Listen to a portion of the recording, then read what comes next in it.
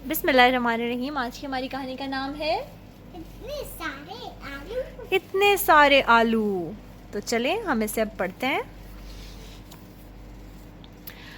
हर रोज़ इब्बी और दादा कोई चीज़ बनाते हैं। ये हैं इब्बी और ये हैं इनके दादा। आज हम क्या बनाएं? इब्बी ने पूछा। एक डब्बा, दादा ने कहा। नहीं दादा, इब्बी बोला। जहाज़, दादा ने कहा। नहीं दादा, इब्बी बोला। इब्बी को समझ नहीं आ रही थी कि वो क्या बनाए। ना ही वो डब्बा बनाना चाहता था, ना ही वो जहाज़ बनाना चाहता था। इब्बी की नज़र सब्जी की टोकरी पर पड़ी, फ्रूट बास्केट। मुझे पता है, इब्बी ने कहा। इतने सारे आलू बनाते हैं।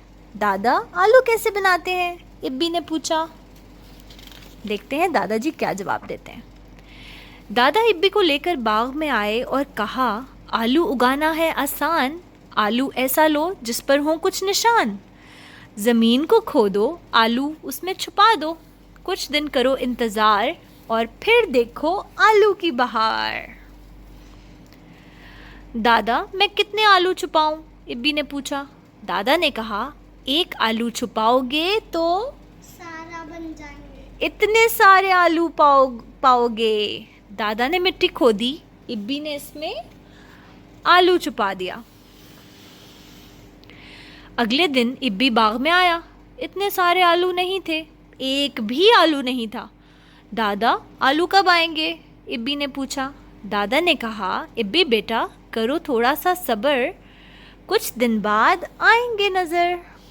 थोड़ा वेट करना पड़ेगा, ऐसे एक दिन में तो इतने सारे आलू नहीं निकलते। इब्बी कुछ दिन बाद बाग में आया, मगर इतने सारे आलू नहीं थे, एक भी आलू नहीं था, सिर्फ कुछ पत्ते थे। Only a few leaves. दादा, आलू कहाँ है? इब्बी ने पूछा। दादा ने कहा, यहीं तो छुपाए थे, तो फिर कहाँ जाएंगे? पौधे में पानी डालो, जल्दी से बड़े हो जाएंगे। प्लांट्स को बड़े होने के लिए सनलाइट के साथ साथ वाटर भी चाहिए होता है। दादाजी ने कहा कि पौधे को पानी दो तो आलू बड़े हो जाएंगे। कुछ दिन और गुजर गए। फिर एक रोज़ दादा ने इब्बी को सुबह सुबह जगाया। दोनों बाग में आए। दादा ने मिट्टी खोदी, अंदर इतने सारे आलू छुपे हुए थे। कितने सारे? सारे। इतने सारे। हरे आलू, पीले आलू, लाल आलू, इतने सारे आलू। इब्बी ने दादा से कहा, दादा, अब इतने सारे टमाटर बनाते हैं। दी एंड।